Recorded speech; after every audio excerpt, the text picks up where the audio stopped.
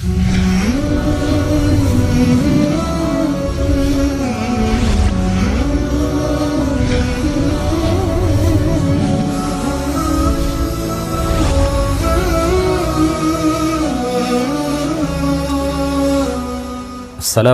warahmatullahi wabarakatuh. Alhamdulillahi rabbil alamin. Lahun ni'mah wa lahul fadl wa lahul thana'ul hasan. Salawatullahil barrir rahim wal malaikatil muqarrabin ala sayyidina Muhammadin tahal amin wa ala alihi wa sahbihi at-tayyibin at-tahirin. Rabbi syrah li sadri wa yassir li amri wa thabbitni 'alal iman. Allahumma la sahla illa ma ja'altahu sahla wa anta ya hayyu ya qayyum taj'alul hazna idza syi'ta sahla. Amma ba'd. Puji syukur marilah sama-sama kita haturkan kepada Allah Ta'ala yang telah melimpahkan dan menganugerahkan kepada kita sekalian berbagai macam nikmat, terutama nikmat Islam, nikmat iman. Kita senantiasa berdoa kepada Allah Subhanahu wa taala agar Allah selalu menetapkan iman dan Islam kita hingga akhir hayat, sehingga mudah-mudahan akhir hayat kita dijadikan oleh Allah Subhanahu wa taala sebagai akhir hayat yang husnul khatimah. Amin ya rabbal alamin. Salawat serta salam mudah-mudahan senantiasa tercurahkan, terlimpahkan kepada junjungan kita Nabi Agung Muhammad sallallahu alaihi wasallam yang telah mengajarkan kepada kita sekalian satu-satunya agama yang benar, satu-satunya agama yang hak, yaitu agama Islam, agama yang tidak hanya dibawa oleh beliau tetapi juga dibawa, disebarluaskan oleh seluruh nabi, oleh seluruh rasul, mulai dari nabi dan rasul yang pertama Nabi Agung Adam alaihi salam sampai nabi dan rasul yang terakhir Nabi Agung, Nabi kita Nabi besar Muhammad sallallahu alaihi wasallam. Marilah kita jaga Islam kita, jangan sampai terbatalkan, jangan sampai rusak, jangan sampai terputus dengan sebab ucapan kufur atau keyakinan kufur atau perbuatan kufur. Marilah kita pelajari bab tentang kekufuran, bab tentang riddah, bab mengenai perkara-perkara yang dapat membatalkan keislaman seseorang, sehingga kita bisa menjaga Islam kita, kita bisa menjaga iman kita dari perkara-perkara yang mungkin saja dapat membatalkannya, sehingga sekali lagi mudah-mudahan akhir hayat kita dijadikan oleh Allah Subhanahu wa taala sebagai akhir hayat yang husnul khatimah, membawa Islam dan membawa iman yang sempurna. Amin ya rabbal alamin. Hadirin hadirat yang mudah-mudahan semuanya dirahmati oleh Allah Subhanahu wa taala. Tema kajian kita pada pagi menjelang siang hari ini pada hari Jumat 26 November 2021 adalah tentang mensyukuri nikmat lisan. Insyaallah ini adalah bagian pertama di dalam kajian tematik di bagian pertama dari tema mensyukuri nikmat lisan. Pagi ini kita akan mengulas tentang upaya kita semuanya menjaga lisan kita dari kekufuran. Kaum muslimin, muslimat yang dirahmati oleh Allah Subhanahu wa taala, nikmat yang Allah anugerahkan kepada kita begitu banyak, tidak terkira, tidak terhitung jumlahnya. Jika kita menghitung satu persatu nikmat yang begitu banyak yang Allah anugerahkan kepada kita, maka kita semuanya tidak akan mampu menghitungnya, saking banyaknya nikmat yang Allah anugerahkan kepada kita semua. Wa in ta'uddu ni'matallahi la tuhsuha. Kata Allah di dalam Al-Quran, jikalau kalian semuanya menghitung nikmat-nikmat yang aku anugerahkan kepada kalian, niscaya kalian pasti tidak akan mampu, tidak akan dapat menghitungnya. Allah Subhanahu wa taala adalah zat pemilik seluruh nikmat yang Allah anugerahkan kepada kita semua. Allah Subhanahu wa taala memerintahkan kepada kita semua untuk mensyukuri nikmat-nikmat yang Allah anugerahkan kepada kita. Bagaimana cara kita mensyukuri seluruh nikmat yang Allah anugerahkan kepada kita? Dengan cara tidak menggunakan nikmat-nikmat tersebut di dalam perkara-perkara yang tidak diizinkan oleh pemiliknya, yaitu Allah Subhanahu wa ta'ala. Atau dengan kata lain, kita tidak boleh menggunakan nikmat-nikmat itu di dalam berbuat maksiat, di dalam berbuat dosa kepada pemilik dari nikmat-nikmat itu, yaitu Allah Subhanahu wa ta'ala. Kita tidak boleh menggunakan seluruh nikmat tersebut yang Allah anugerahkan kepada kita di dalam melakukan pelanggaran-pelanggaran terhadap syariat yang telah digariskan oleh Allah Subhanahu wa ta'ala sebagai pemilik hakiki, pemilik sejati dari seluruh nikmat yang Allah anugerahkan kepada kita. Harta adalah nikmat yang Allah anugerahkan kepada kita. Oleh karena itu kita tidak boleh menggunakan harta yang kita miliki dan kepemilikan kita terhadap harta yang ada pada diri kita ini hanyalah kepemilikan majazi. Oleh karena itu kita tidak boleh menggunakan harta itu untuk melanggar perintah dari pemilik hakikinya, yaitu Allah Subhanahu wa ta'ala. Badan kita adalah nikmat yang Allah anugerahkan kepada kita. Oleh karena itu tidak boleh kita gunakan badan ini untuk melakukan perbuatan-perbuatan yang tidak diridhoi oleh pemilik hakiki dari badan kita ini, yaitu Allah Subhanahu wa ta'ala. Begitu juga mata. Mata ini adalah nikmat yang Allah anugerahkan kepada kita. Salah satu nikmat yang agung yang Allah anugerahkan kepada kita. Karena mata ini sejatinya bukan milik kita, tetapi milik Allah Subhanahu wa ta'ala. Maka kita tidak boleh menggunakan mata ini untuk melihat sesuatu yang diharamkan oleh pemilik hakikinya, yaitu Allah Subhanahu wa ta'ala. Begitu juga hidung, begitu juga telinga, begitu juga tangan kita, kaki kita, semua anggota badan kita, semua apa yang kita miliki ini sebenarnya bukanlah milik hakiki dari kita. Ini semuanya adalah milik Allah Subhanahu wa ta'ala. Oleh karena itu kita tidak boleh menggunakan seluruh apa yang ada pada diri kita untuk berbuat maksiat dan dosa kepada pemilik hakikinya, yaitu Allah Subhanahu wa ta'ala. Tidak boleh kita gunakan untuk perkara-perkara yang tidak diizinkan oleh pemilik hakikinya, yaitu Allah Subhanahu wa ta'ala. Nah, salah satu nikmat teragung yang Allah anugerahkan kepada kita sekalian adalah nikmatul lisan, nikmat lidah, nikmat lisan.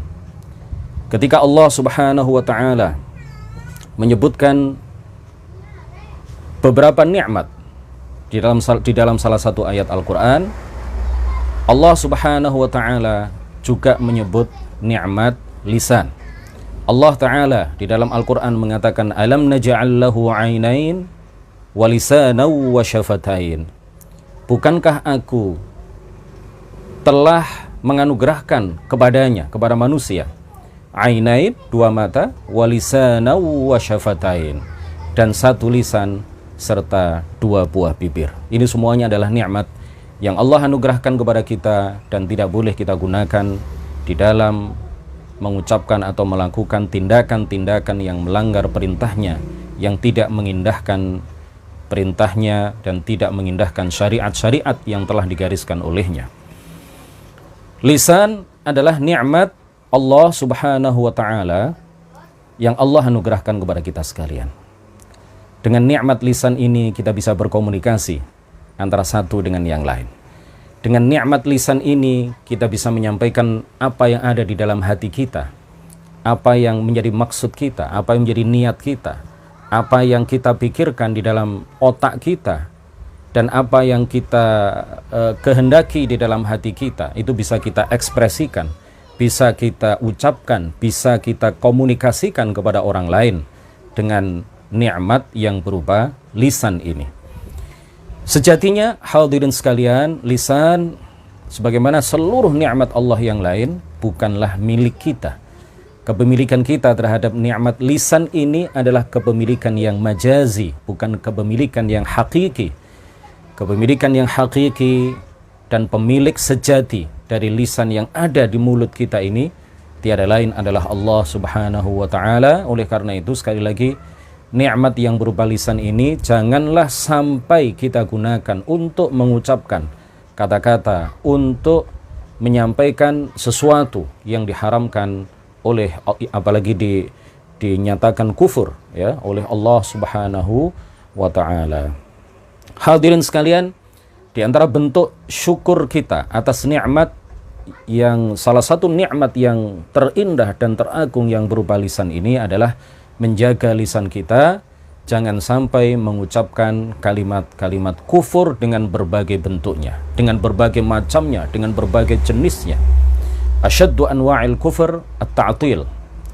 Kekufuran yang paling parah, yang paling tinggi, yang paling besar adalah kufur ta'til, yaitu ingkar wujudillah, meniadakan Allah Subhanahu wa ta'ala, menyatakan bahwa Allah Subhanahu wa ta'ala tidak ada, menyatakan bahwa alam ini ada begitu saja tanpa ada yang menciptakannya. Inilah yang disebut dengan kufur ta'til, dan ini adalah asyad anwa'il kufur, kekufuran yang paling parah. Kemudian kita juga wajib menjauhkan diri kita dari mengucapkan kata-kata yang mengandung absya' anwa'il kufur, yaitu jenis kekufuran yang paling keji, paling kotor, paling buruk. Ya, yang paling bukan paling keji, tapi paling absya', ya, paling buruk, yaitu apa? Riddah, ya, riddah, sesuatu yang menyebabkan seorang muslim keluar dari Islamnya menuju kepada kekufuran. Ini disebut sebagai absya' anwa'al kufur karena dia sudah mendapatkan nikmat sebagai seorang muslim, lalu dia tinggalkan keislaman dan beralih kepada kekufuran. Dari segi inilah riddah itu disebut sebagai absya'u anwa'il kufur, jenis kekufuran yang paling menjijikkan, ya, paling buruk, ya. Sedangkan yang paling parah adalah ta'til. Hadirin sekalian, di dalam salah satu ayat Al-Quran, Allah Subhanahu wa ta'ala menegaskan, yahlifuna billahi ma qalu wa laqad qalu kalimatal kufri wa kafaru ba'da islamihim. Wa laqad qalu kalimatal kufri, dan mereka telah mengucapkan kata-kata kufur, wa kafaru ba'da islamihim, dan mereka telah kafir setelah mereka beriman. Artinya apa? Ayat ini menegaskan secara sangat tegas, sangat lugas kepada kita semua bahwa di antara jenis kekufuran itu adalah apa yang disebut dengan al-kufrul qawli, kekufuran yang berupa ucapan. Artinya ada beberapa ucapan tertentu yang jika dikatakan oleh seorang muslim, maka Islamnya batal, maka Islamnya rusak, maka dia telah meninggalkan Islam, beralih menjadi seorang kafir. Dia telah melepas identitasnya sebagai seorang muslim dan beralih status menjadi orang kafir. Jadi berdasarkan ayat ini, para ulama sepakat menyatakan bahwa ada kata-kata tertentu, ada kalimat-kalimat tertentu yang jika diucapkan oleh seseorang, ya, seorang muslim, maka dia menjadi kafir. Oleh karena itu tidak benar apa yang dikatakan oleh sebagian orang bahwa apapun yang diucapkan oleh seorang muslim, maka dia tetap adalah muslim. Dia tidak akan bisa menjadi kafir kecuali apabila dia telah beralih agama. Tidak seperti ini. Ayat ini secara tegas menyatakan bahwa ada di antara perkataan-perkataan itu yang apabila diucapkan oleh seseorang, maka di dalam ayat ini menyatakan apa? Wa kafaru ba'da islamihim. Ya, mereka kafir setelah keislaman mereka. Nah, contoh dari kufur ucapan ini sangatlah banyak sekali. Kita semuanya sudah belajar di dalam kitab Sulamut Taufiq.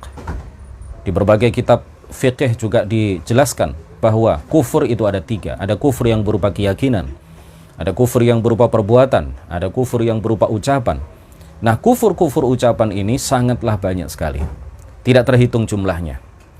Oleh karena itu ada sebuah sabda yang dinyatakan oleh baginda Rasulullah sallallahu alaihi wasallam, aktsaru khataaya bani adama min lisanih. Sebagian besar dosa, khilaf dan kesalahan manusia itu bersumber dari lidahnya. Banyak orang yang mengucapkan kata-kata kufur tanpa mereka sadari. Kata-kata kufur, contoh-contoh kufur keyakinan ini disebutkan di dalam sebuah kaidah. Contohnya banyak sekali, tetapi rumus dan kaidahnya adalah bahwa setiap ucapan yang mengandung pelecehan terhadap Allah, mengandung pelecehan terhadap malaikat-malaikat Allah, mengandung pelecehan bahkan salah satu dari malaikat-malaikat Allah, mengandung pelecehan terhadap kitab suci Allah, mengandung pelecehan terhadap nabi dan rasul Allah, mengandung pelecehan terhadap hari akhir, mengandung terhadap janji dan ancaman Allah, ya, melecehkan surga, kemudian menganggap ringan siksa di neraka, kemudian juga pengingkaran terhadap takdir, terhadap qada dan qadar Allah subhanahu wa ta'ala, kemudian juga pelecehan terhadap syiar-syiar agama Allah subhanahu wa ta'ala, pelecehan terhadap hukum-hukum Allah subhanahu wa ta'ala. Maka itu semuanya adalah perkataan-perkataan kufur yang apabila diucapkan oleh seorang muslim, maka dia telah melepaskan identitas keislaman dia dan beralih status menjadi seorang kafir. Seperti orang yang mengatakan bahwa Allah subhanahu wa ta'ala duduk di atas arsy. Ini jelas adalah bentuk pelecehan terhadap Allah subhanahu wa ta'ala, karena telah menisbatkan, menyandarkan, menyifatkan salah satu sifat makhluk yang menjadi salah satu ciri khas makhluk, yaitu sifat duduk. Orang yang menyandarkan sifat makhluk kepada Allah subhanahu wa ta'ala, itu berarti dia telah melecehkan Allah subhanahu wa ta'ala. Kalau dia menisbatkan sifat duduk kepada Allah subhanahu wa ta'ala, maka lain kali dia mungkin akan menyifatkan sifat-sifat makhluk yang lain kepada Allah subhanahu wa ta'ala. Seperti juga ucapan bahwa Muhammad bukan nabi yang terakhir, seperti juga ucapan bahwa Islam bukan satu-satunya agama yang benar, seperti juga ucapan bahwa semua orang apapun agamanya, yang penting dia baik kepada tetangga, yang penting dia baik kepada sesama manusia, apapun agamanya, kalau dia mati dalam keadaan apapun, asalkan dia baik dalam keadaan beragama apapun, tanpa membawa Islam, tanpa membawa iman, asalkan dia pernah berbuat baik kepada si A dan si B, sesama makhluk, maka di akhirat dia juga masuk surga bersama orang-orang muslim. Nah, ini adalah perkataan yang mendustakan Al-Quran, mendustakan hadis, dan mendustakan ijma' para ulama. Dan masih banyak lagi contoh-contoh kufur, ucapan yang disebutkan oleh para ulama di berbagai kitab ahli sunnati wal jamaah. Tidak hanya kitab-kitab yang menjelaskan tentang tema akidah, tetapi saking pentingnya masalah ini juga dijelaskan oleh para ulama di dalam kitab-kitab fiqih, babur riddah, bab yang menerangkan tentang apa saja ucapan yang dapat menjadikan seseorang murtad, apa saja perbuatan yang dapat menyebabkan seseorang menjadi murtad, dan apa saja keyakinan yang dapat menyebabkan seseorang keluar dari agama Islam. Hadirin sekalian, seseorang yang mengucapkan kalimat-kalimat kufur, baik dalam keadaan ridha, artinya baik dalam keadaan tidak marah, maupun dalam keadaan marah, ketika sudah terucap kata-kata kufur dari lisannya, maka dia dihukumi kafir meskipun dia dalam keadaan marah. Kenapa? Karena kita semuanya diwajibkan untuk mengagungkan Allah, mengagungkan malaikat, mengagungkan kitab-kitab Allah, mengagungkan para rasul, mengagungkan para nabi, itu dalam semua keadaan. Tidak ada satupun ulama yang mengatakan dalam keadaan tidak marah kita wajib mengagungkan Allah, dalam keadaan marah kita boleh melecehkan Allah. Tidak ada satupun ulama yang mengatakan seperti itu. Pelecehan terhadap Allah, baik dalam keadaan tidak marah maupun dalam keadaan marah, maka itu dapat menyebabkan, ya, itu menyebabkan seseorang keluar dari agama Islam, menyebabkan dia murtad, beralih status menjadi orang yang kafir, bukan lagi sebagai seorang muslim. Dalam keadaan apapun, ya, kecuali dalam kondisi-kondisi tertentu yang disebutkan di kitab-kitab para ulama. Dalam kondisi sakit, dalam kondisi sehat, dalam kondisi kita fakir, dalam kondisi kita miskin, dalam keadaan kita kaya, ketika kita menjadi pejabat, ketika kita menjadi rakyat jelata, maka kita wajib mengagungkan Allah subhanahu wa ta'ala dalam semua keadaan itu. Dan kita juga wajib menghindarkan lisan kita dari mengucapkan kata-kata yang melecehkan Allah Subhanahu wa Ta'ala. Tidak dibeda-bedakan. Kalau pejabat mengucapkan kata-kata pelecehan terhadap Allah, maka dia dimaafkan. Kalau rakyat dia mengucapkan kata-kata yang melecehkan Allah, maka dia tidak dimaafkan. Tidak ada bedanya, ya, antara pejabat dengan rakyat jelata. Sama. Di dalam masalah ini, hukum mereka semuanya menurut Allah Subhanahu wa Ta'ala adalah sama.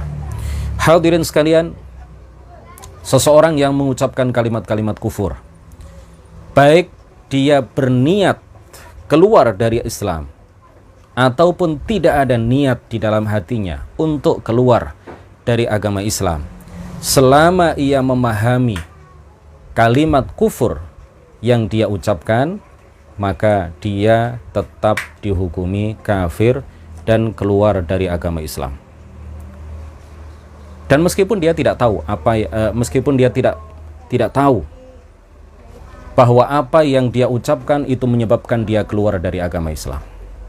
Jadi sekali lagi, seseorang yang mengucapkan kalimat-kalimat kufur, baik ia berniat keluar dari agama Islam ataupun dia tidak berniat untuk keluar dari agama Islam, selama ia memahami kalimat kufur yang ia ucapkan, ya, artinya dia paham mengenai apa yang dia ucapkan.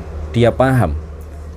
Karena itu misalkan dia ucapkan dalam bahasa Indonesia, bukan dalam bahasa Arab. Dia memahami kalimat kufur yang dia ucapkan. Meskipun ia tidak tahu bahwa apa yang ia katakan menyebabkan murtad, maka ia tetap dihukumi sebagai orang yang kafir, keluar dari agama Islam. Kenapa hadirin sekalian? Karena kalau seandainya orang yang tidak tahu hukum, jika dia mengucapkan kata-kata kufur, dia tidak dihukumi kafir karena dia tidak tahu bahwa apa yang dia ucapkan menyebabkan dia kafir. Sementara orang yang pandai, orang yang tidak bodoh, orang yang pernah ngaji ilmu agama, jika dia mengucapkan kalimat-kalimat kufur dan dia tahu bahwa apa yang dia ucapkan itu kufur, lalu dia dianggap atau dia dihukumi kafir, jika dibedakan antara dua kasus ini, maka itu artinya kebodohan lebih utama daripada ilmu. Karena orang yang bodoh yang tidak pernah ngaji, dia akan masuk surga tanpa dikenakan siksaan apapun, karena apa yang dia ucapkan, apa yang dia lakukan, walaupun itu melanggar perintah Allah, walaupun itu menerjang larangan Allah, walaupun itu kufur, walaupun itu riddah, kalau dengan dalih dia tidak tahu hukumnya, lalu dia dimasukkan ke dalam surga, itu artinya kebodohan lebih utama daripada ilmu. Sedangkan orang yang berilmu, sedangkan orang yang pernah ngaji, jika dia mengucapkan kata-kata kufur lalu dia dihukumi kafir. Sedangkan di sisi yang lain, orang yang bodoh dari ilmu agama, tidak pernah ngaji tentang bab riddah, kalau dia mengucapkan kata-kata kufur karena dia tidak tahu hukumnya, maka dia dimaafkan, dia diampuni. Sekali lagi, ini adalah pernyataan yang serampangan, yang tidak sesuai dengan apa yang diajarkan oleh para ulama, dan itu akan menjadikan kebodohan lebih utama daripada ilmu. Padahal di dalam Al-Quran, di dalam hadis, di dalam berbagai kitab para ulama dijelaskan bahwa ilmu itu lebih utama daripada kebodohan. Hadirin sekalian, kenapa para ulama menyatakan bahwa orang yang tidak ada niat menjadi orang kafir, tidak ada niat keluar dari Islam, dia tetap dihukumi kafir kalau dia mengucapkan kata-kata kufur? Salah satu alasan yang dikemukakan oleh para ulama adalah bahwa tidak ada seorang pun, baik ulama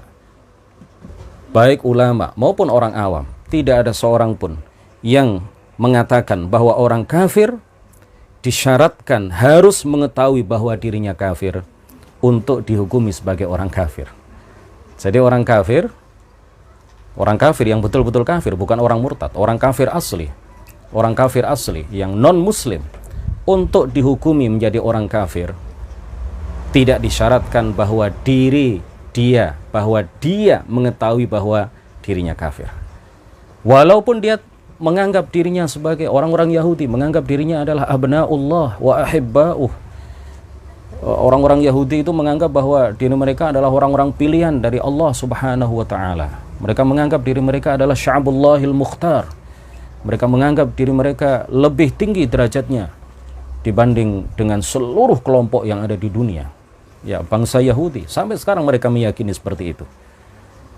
Jadi kalau mereka ya yang menganggap diri mereka bukan orang kafir, lalu apakah tidak dihukumi kafir? Ya tetap mereka dihukumi kafir walaupun mereka tidak menganggap dan tidak mengetahui bahwa diri mereka kafir.